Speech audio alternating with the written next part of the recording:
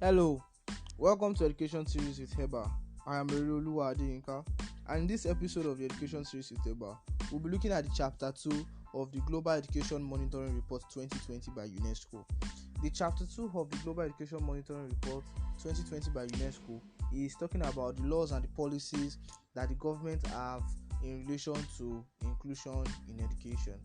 Like I said in the first chapter, the goal of this particular series is to see how young people can take actions after listening to each episode in ensuring that we have as a society and a community where education is being inclusive. One of the things and one of the major obstacles to inclusion in education is the absence of explicit educational legislation on the learners' right to be treated with dignity in all contexts.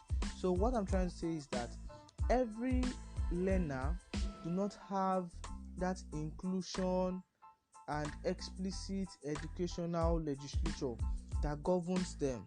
So many organizations, many companies, many institutions do not have proper educational legislation to show inclusion in education.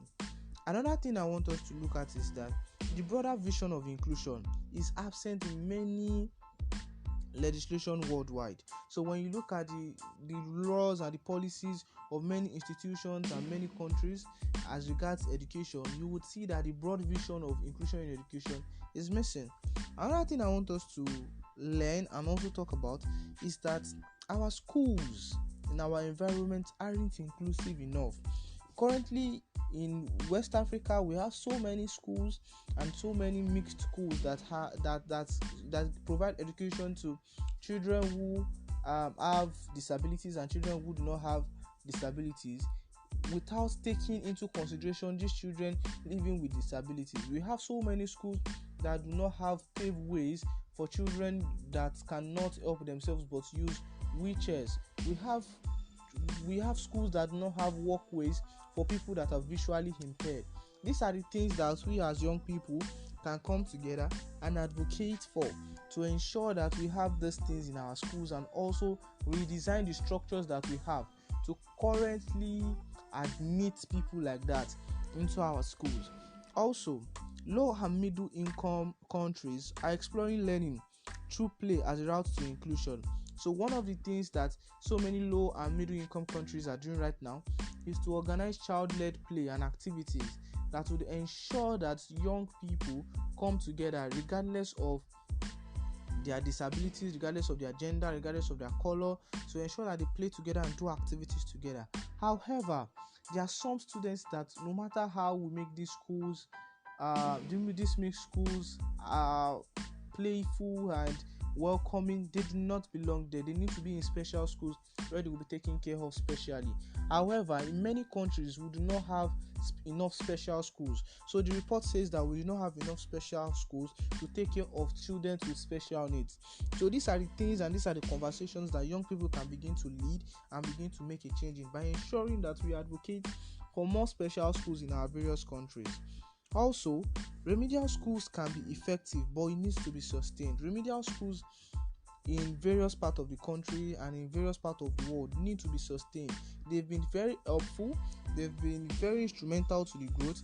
However, they need to be sustained and managed. So we young people can come together and advocate that we have our remedial schools, we have them sustained. Another thing is the second chance program that we have are actually expensive.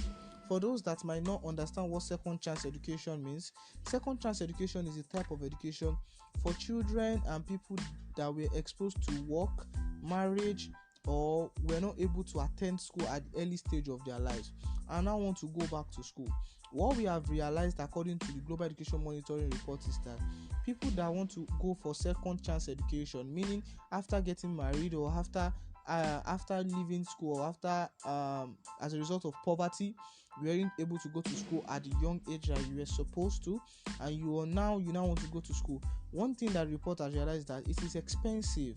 So young people can begin to advocate for the reduction in price of these second chance schools and also offer to volunteer to teach these people who are actually in second chance education things that they have learned to ensure that things become better.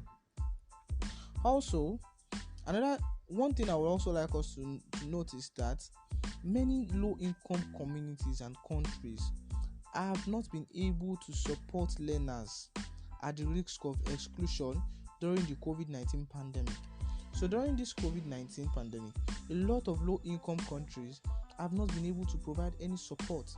Currently, in many countries in sub-Saharan Africa, schools and tertiary institutions are on lockdown, regardless of the state of the students, regardless of whether that's education and everything is what they are actually relying on.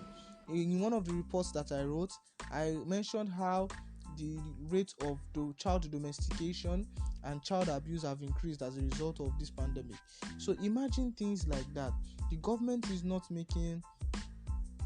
in many low-income countries aren't making enough remedies, enough action plans to ensure that children living and learners living in this period experiencing this current pandemic get the support that they need in learning. However, the government cannot do it alone. We as young people, we need to begin to take actions to ensure that we combat this menace and solve this particular injustice in our society. I really hope you have learned something, and I hope that you will work together with young people in your environment by being compassionate, by being courageous, and also by collaborating with them to ensure that you solve the various injustices and ensure that we have an inclusive education in our various communities. Thank you very much for listening to me. I look forward to your contributions and to the impact that you are going to make in your environment. Thank you once again. My name is Yori Oluwadeyinka.